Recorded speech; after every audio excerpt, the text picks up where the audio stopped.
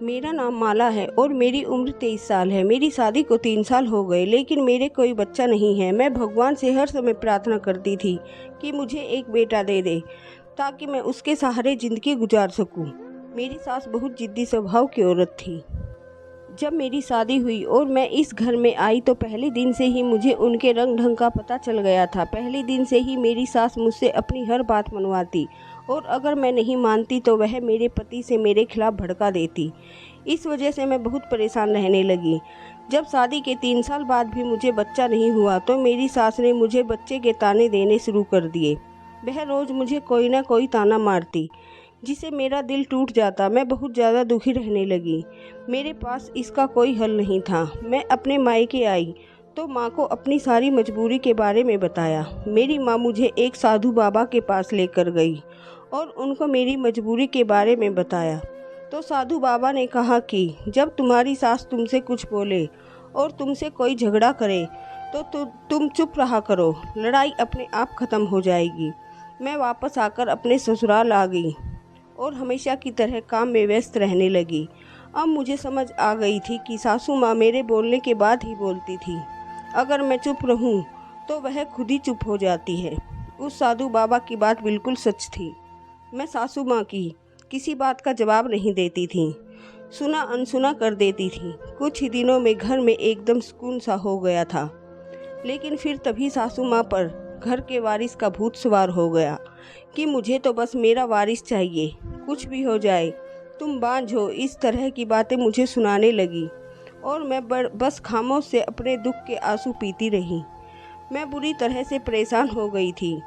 मेरे पति भी मेरा साथ नहीं देते। लेकिन कुछ ही दिनों के बाद भगवान की मुझ पर कृपा हुई और मुझे पता चला कि मैं प्रेग्नेंट हूँ। जैसे ही मुझे मेरी प्रेगनेंसी के बारे में पता चला, उसके दूसरे दिन ही मेरी सास मेरे कमरे में आई और मेरे माथे को चूमते हुए बोली, बधाई हो बेटी, भगवान ने तुम पर बहुत कृपा की है। इसलिए अब अपना अच्छे से ख्याल रखना और किसी भी काम को हाथ मत लगाना। मुझे बस यही चाहिए कि मेरा वारिस बिल्कुल ठीक ठाक हो। मैंने सासू माँ की बातों पर सिर हिलाती रही। मैं अपनी ही सोच में गुम थी कि कब सासू माँ ने मेरे सामने अपने जूते रख दिए और कहने लगी कि इन जूतों को तुमने अपने पैरों में पहन कर रखना है। यह जूते पूरे 9 महीने तक नहीं उतरने चाहिए, चाहे कुछ भी हो जाए। मैं सासू माँ की बातें सुनकर बहुत हैरान हो गई और बोली, माँ जी आप ऐसा क्यों कह रही हैं? उन्होंने मेरे पूछने पर मुझे फटकार दिया और बोली, जैसा कहा है वैसा करो, वरना मुझसे बुरा कोई नहीं होगा। मैं चुप हो गई, लेकिन मैंने मन ही मन में यह तय कर लिया था कि मैं किसी भी तरह इन जूतों को अपने पैरों में नहीं पहनूंगी। मैंने उनके सामने जूते पहन लिए और बाहर जाने लगी। सासू माँ ने मुझे रोक दिया, कहने लगी कि तुम आराम करो, बाकी का काम मैं देख लूँगी। सासू माँ के जाने के बाद मैं गहरी सोच में पड़ गई कि सासू माँ ने मुझे अपने जूते पहनने को क्यों दिए हैं। ऐसा क्या है इन जूतों में जो सासू माँ ने मुझे पूरे 9 महीने तक पहनने को कहा है। मेरी समझ में नहीं आ रहा था कि पूरे 9 महीने तक इन जूतों को कैसे पहन कर रखूँगी। गंदे से जूतों को देखकर ही मेरा दिल घबरा रहा था। मैं परेशान थी कि सासू माँ ने अपने जूते मुझे क्यों दिए। एक दिन ऐसा हुआ कि मेरी प्रेगनेंसी के 3 महीने के बाद ही मेरे पति काम के सिलसिले से बाहर चले गए। उन्हें वापस आने में 20 से 25 दिन लगने वाले थे। उन्होंने मुझे अपना ख्याल रखने के लिए कहा और सासू माँ का आशीर्वाद लेकर चले गए। उनके बिना मैं बहुत अकेला महसूस करने लगी। सासू माँ अपने काम से काम रखने वाली औरत थी। मैं अक्सर यह सोचने लग जाती थी, अगर मुझे पहली बेटी हो गई तो पता नहीं सासू माँ मेरे साथ क्या करेगी। वह तो शायद मुझे इस घर में ही नहीं रहने देगी। सासू माँ रोज़ मुझे देखने आती थी कि मैंने उनके दिए हुए जूते पहने हैं या नहीं। उनका कहना था कि बस जो जूते तुम्हारे पाँव में हैं वह उतरने नहीं चाहिए। मेरे पति काम के सिलसिले से बाहर गए हुए थे। सासू माँ भी मेरा ख्याल रख रही थी। दोपहर में मेरा दिल थोड़ा सा मचलने लगा तो मैं खुली हवा में सांस लेने के लिए छत पर आ गई और जो मैंने अपनी आंखों से देखा उसे तो मेरे पैरों तले ज़मीन ही निकल गई। मैंने देखा कि सामने की टेबल पर सासू माँ के साइज के जूतों की कई जोड़ी रखी हुई थी। साथ में ही कुछ और चीज़ें भी रखी हुई थी जिनके बारे में मुझे कुछ पता नहीं था। आज से पहले मैंने यह चीज़ें कभी नहीं देखी थी। मैं बड़े गौर से टेबल पर पड़े सामान और जूतों को देख रही थी। बेशक यह सब सासू माँ का सामान है, लेकिन वह यह जूते लोगों को क्यों देती है? इन जूतों में ऐसा क्या है? यही बात मुझे परेशान करने लग रही थी। मैंने उन जूतों को अपनी जान छुड़ाने के लिए अपनी सास से इजाज़त मांगी और बोली, मैं अपनी माँ से मिलने जाना चाहती हूँ। पहले तो उन्होंने इनकार किया, फिर बोली, अपनी माँ को इधर ही बुला लो। लेकिन फिर मेरा उदास चेहरा देखकर मान गई और बोली, चली जाओ, लेकिन बहुत सावधान रहना, अपना बहुत ख्याल रखना। बेटा, मैं नमस्कार करके वहाँ से निकली और रिक्शे में बैठकर अपने मायके आ गई।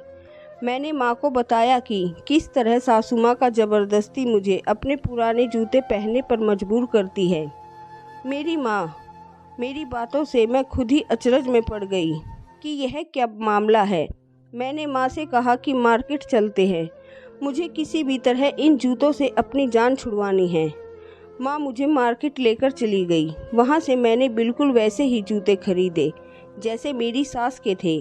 मैंने वह खरीदे हुए जूते पाँव में पहन लिए और सास के दिए हुए जूते वहाँ पड़े कूड़ेदान में फेंक दिए और मैं मन की शांति के साथ अपने घर आ गई। मुझे इस बात से बहुत अच्छा महसूस हो रहा था कि मेरी उन जूतों से जान छूट गई। जूतों की वजह से मुझे अजीब सी परेशानी होती थी। मैंने नए जूतों को थोड़ा सा रगड़कर पुराना कर दिया था ताकि वह दिखने में वैसे ही दिखे, लेकिन मुझे समझ नहीं आ रहा था कि ऐसा क्यों हो रहा है। कि मुझे लग रहा था कि ऐसा हो रहा है कि मैं अगली सांस नहीं ले पाऊंगी। तभी मेरे दिमाग में यह बात आ गई, शायद यह जूते बदलने की वजह से हो रहा है। मैं जब घर आई तो मेरी सास मेरे ही इंतज़ार में बैठी थी। जैसे ही मैं घर में दाखिल हुई तो उनकी नज़रें मेरे पैरों पर टिक गई। क्या मैंने उनके दिए हुए जूते पहन रखे हैं या नहीं? लेकिन मेरे पाँव में अपने दिए हुए जूते देखकर उनको इस बात की तसल्ली हो गई कि लेकिन मेरी जिज्ञासा और भी बढ़ गई। मेरी सास के बर्ताव ने मुझे सोचने पर मजबूर कर दिया कि क्या वास्ता है इन जूतों का, वह भी इतनी सड़ी हुई हालत में जूते। मुझे किसी भी तरह आज की सच्चाई तक पहुंचना था, लेकिन मेरी सासू के माँ के सामने मेरा यह मंसूबा पानी भरता नजर आ रहा था। उनकी नज़रें बहुत तेज़ थी, हर वक्त मुझ पर नज़र टिकी रहती थी। मैं बहुत दिनों से किसी मौके की तलाश में थी जो मुझे आखिरकार मिल ही गया। एक दिन सासू माँ को उनकी किसी सहेली के घर पर जाना था और मेरे लिए तो यह सुनहरा मौका था। सासू माँ को न जाने की तैयारी और जाते समय मुझे कुछ ज़रूरी बातें बताकर चली गई।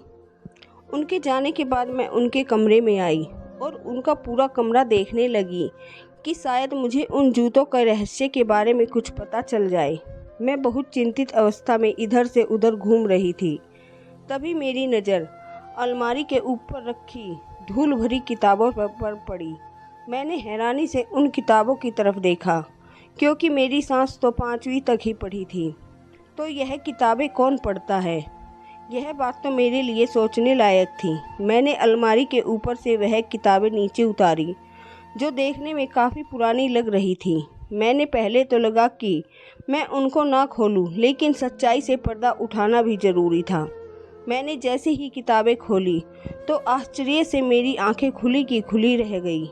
मैं ध्यान से एक एक पन्ना पलटकर देखने लगी। उस किताब में कुछ बहुत पुरानी तस्वीरें थीं, जिनमें एक खूबसूरत आदमी एक बच्चे को लेकर खड़ा था।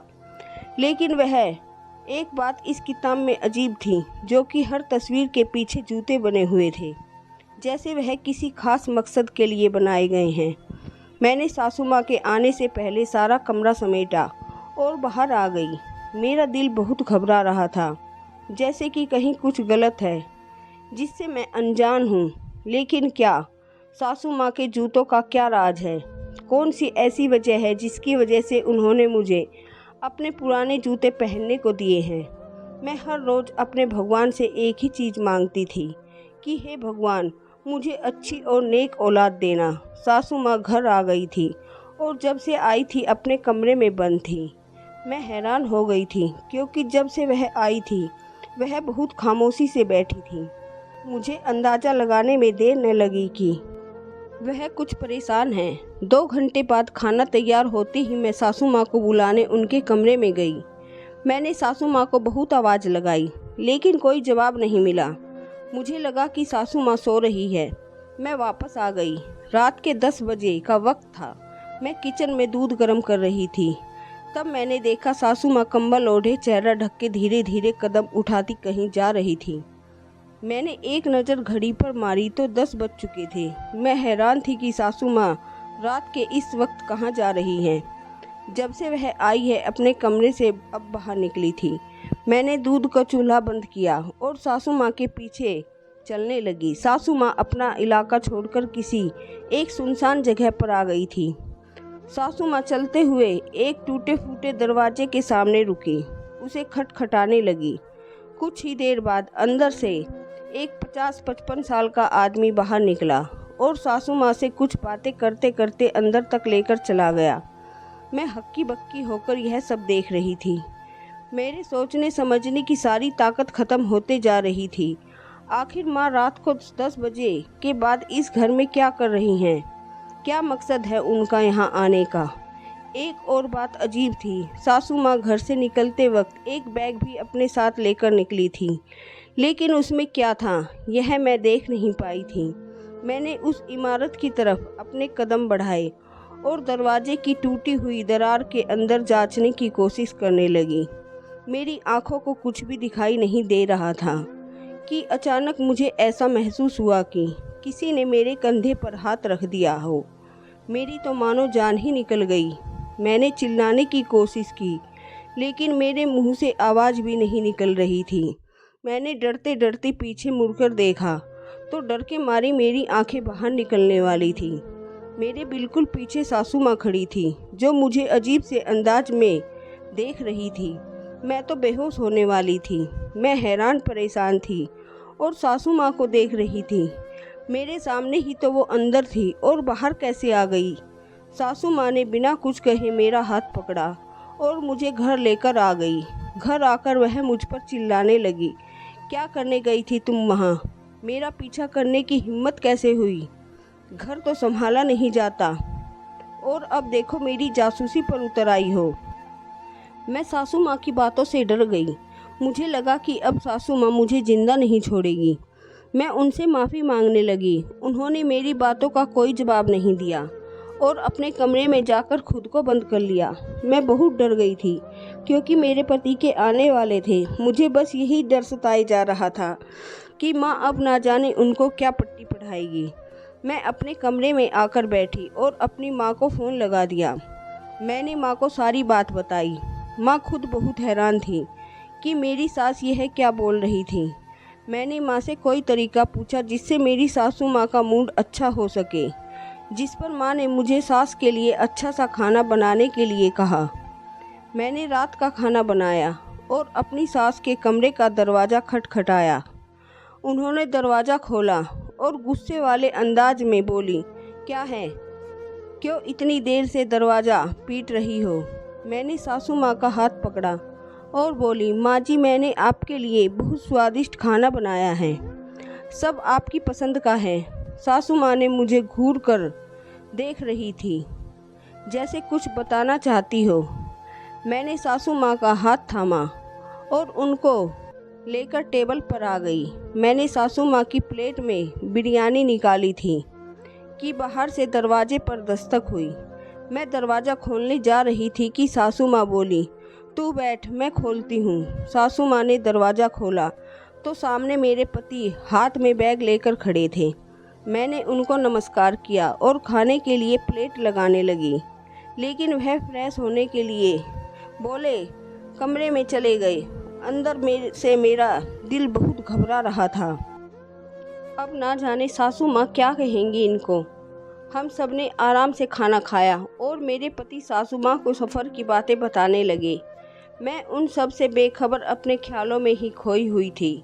मैं अपने कमरे की तरफ बढ़ रही थी कि सासू माँ ने मुझे पकड़कर वहीं बिठा दिया, क्योंकि मैं जानती थी कि सासू माँ का मुझे रोकने का मकसद सिर्फ मुझे नीचा दिखाना था। इसलिए मैंने सासू माँ की आंखों ही आंखों में मिन्नतें की। इसलिए शायद उनको ही मुझ पर कुछ दया आई और उन्होंने विकास को कुछ नहीं बताया। मैंने भगवान का शुक्रिया अदा किया और अपने कमरे में आ गई। मैं सोने के लिए लेटी तो दिमाग में सारी बातें घूमने लगी। कल जो हुआ था वह बिल्कुल भी ठीक नहीं हुआ था। कुछ तो था जो धुंधला सा था, जो सबकी नज़रों से छुपकर था। मैंने सारी रात करवट बदलकर निकाली। मेरे मन में केवल यही विचार घूम रहे थे कि इन जूतों के रहस्य को मैं कैसे पर्दा हटाया जाए। मैंने सुबह होते ही अपना सारा काम निपटाया और अपनी सासू माँ के पास बैठ गई। वह मुझे बच्चों के बारे में बताने लगी। मेरा भी दिल किया तो उनको सुनने लगी, लेकिन उनकी आंखों ने मुझे एक पछतावा नजर आ रहा था, एक ममता की तड़प दिखाई दे रही थी। मैं बड़े गौर से उनकी बातें सुन रही थी, क्योंकि आज वह पहली बार इस तरह मुझसे विकास के बचपन की खुलकर बातें बता रही थी। वह अपनी गुजरी जिंदगी और विकास के बचपन के बारे में बता रही थी। मैं उनकी बातों पर मुस्कुराते हुए पेट पर हाथ रख देती। बात करते करते सासू माँ पेट पर हाथ रख देती और सासू माँ की नज़र घड़ी पर पड़ी तो वह उठकर तेजी से अपने कमरे में चली गई। वहाँ से बाहर आई तो उनके हाथ में कल की तरह एक बैग था। मैं कल की घटना से डरी हुई थी, इसलिए मैंने कुछ पूछना ठीक नहीं समझा। सासू माँ तेज तेज कदम उठाती हुई घर से निकल गई। मैंने आश्चर्य से उनकी जल्दबाजी नोट की। उनकी हालत बड़ी अजीब थी, जैसे कोई बहुत कीमती चीज़ हो जिसे वह खोना नहीं चाहती थी। मैं हिम्मत नहीं हारना चाहती थी। मैंने अपना हुलिया बदलकर उनका पीछा किया तो मालूम पड़ा कि आज भी सासू माँ उसी घर में आई है जहाँ कल आई थी। मैं इस घर के बारे में जानने की उत्सुक हो रही थी। ऐसा क्या है जो मेरी सासू माँ रोज़ यहाँ आती है? उनकी ऐसी कौन सी कीमती चीज़ है जो यहाँ छुपाई है? मैंने देखा कि लगभग आधे घंटे के बाद सासू माँ बाहर आई और उनके हाथ बिल्कुल खाली थे। अब मैं घर को देख चुकी थी तो मैंने सोचा कि कल किसी भी हाल में मैं घर के अंदर के राज को जानकर ही रहूँगी। मैं सासू माँ के घर पहुँचने से पहले ही घर पहुँची और अपने काम में बिजी हो गई। जब सासू माँ घर आई तो मुझे किचन में काम करते देखकर छत की तरफ बढ़ गई। मैंने भी उनका पीछा किया और छत पर आकर पहुँची। छत पर आई तो देखा सासू माँ एक कोने में बने स्टोर रूम में गई और वहाँ मेरे पति के कुछ पुराने कपड़े एक थैले में भर रही थी। मैंने सोचा कि शायद किसी गरीब को देने होंगे। मैं सिर झटकते हुए नीचे आ गई। सासू माँ अब रोज की यह कारोबार हो गया था कि वह विकास के आने से पहले उस घर में जरूर जाती और उनके आने से पहले ही लौट आती। कुछ दिन तो यह सब देखती रही, लेकिन जब सासू माँ ने मुझे मायके जाकर 10 दिन तक रुकने को कहा तब मुझे तो जोरदार झटका ही लग गया था, क्योंकि आज तक सासू माँ ने कभी मायके जाने को नहीं कहा था। लेकिन अभी वह तो 10 दिन रुकने की इजाज़त दे रही थी। तभी मैं समझ गई कि दाल में ज़रूर कुछ काला है। इससे पहले मैं मना करती, विकास ने मुझे भेजने से मना कर दिया। विकास ने मना करते पर सासू माँ का मुंह बन गया। आज मेरा इरादा सासू माँ के पीछे पीछे उस घर में जाने का था। मैंने घर के सारे काम किए और विकास के कपड़े निकालकर सोफे पर रखने लगी। तभी मुझे दरवाज़ा खुलने की आवाज़ आई। मैंने घड़ी की तरफ देखा तो वही समय था जब सासू माँ पुरानी इमारत में जाती थी। मैंने ठान लिया कि आज इन जूतों का और उस पुरानी इमारत का राज जानकर ही रहूँगी। सासू माँ के पीछे ही मैं इस घर में पहुँच गई और घर को देखने लगी। मैं घर की दीवार की आड़ में छुपकर सब देख रही थी। वह घर कम खंडर ज़्यादा था। मैंने देखा वहाँ सिर्फ एक चारपाई और कुछ खाना रखा हुआ था। तभी मुझे सासू माँ की आवाज़ सुनाई दी, जो एक लड़की जैसे दिखने वाले लड़के को कपड़े दे रही थी। मैंने जैसे ही उस लड़के की शक्ल देखी तो मेरी नज़रों के सामने तारे नज़र आने लगे। वह लड़का बिल्कुल विकास जैसा ही दिख रहा था, लेकिन वह कुछ अजीब था। उसकी हरकतें और चाल चलन लड़कियों वाली थी। मेरी आंखें खुली की खुली रह गई थी। यह कौन सा अजूबा है। मैंने देखा कि जूतों का ढेर उस लड़के की चारपाई के साथ में लगा हुआ था। मुझे पता न चला कि कब मेरे पैर आगे बढ़े और मैं सासू माँ के सामने आकर खड़ी हो गई। आज मुझे अपने सारे सवाल के जवाब चाहिए थे।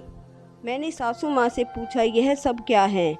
माँ जी, ये लड़का कौन है और आपने इसे यहाँ कैद क्यों करके रखा है?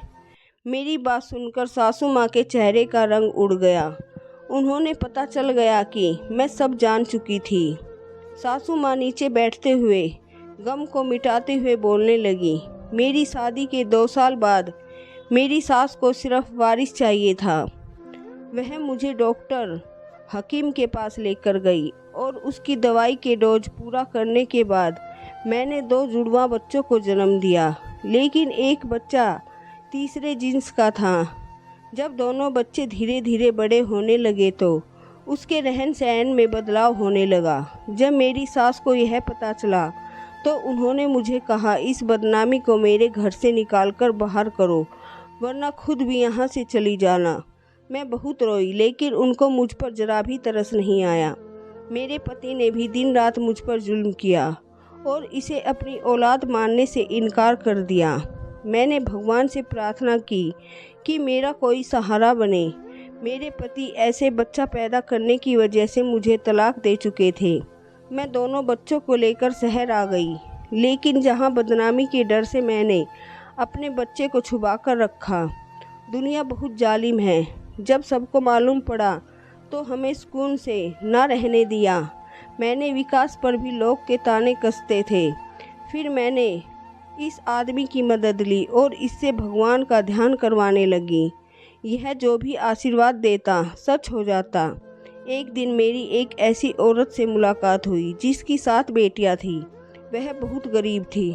उनको बेटे की चाह थी। मैंने अपने बेटे से उनको आशीर्वाद दिया और अपने बेटे के पहने हुए जूते उसे दिए तो भगवान की कृपा से उनके घर बेटा हुआ। तब से मैं ऐसी औरतों की मदद करने लगी जो बहुत मजबूर है। उनके लिए अपने बेटे से आशीर्वाद और उसके बदले में कुछ न लेती, बस मुझे खुशी होती।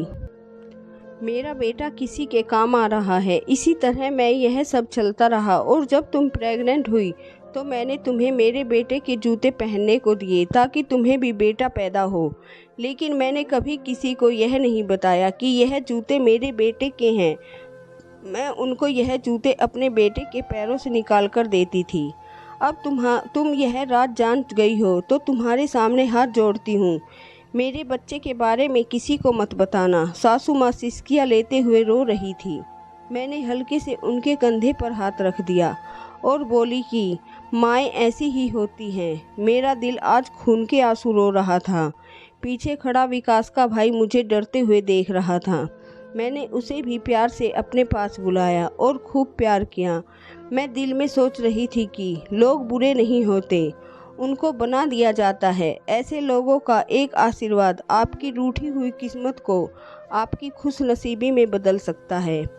यह लोग खुद तो नहीं बनते, इनको भी उस भगवान ने ही बनाया है जिसने आम इंसान को बनाया है। तो उनमें और हम में फ़र्क क्यों, बल्कि उनकी इज्जत करनी चाहिए। और इज्जत वही लोग देते हैं जो इज्जतदार होते हैं। धन्यवाद दोस्तों।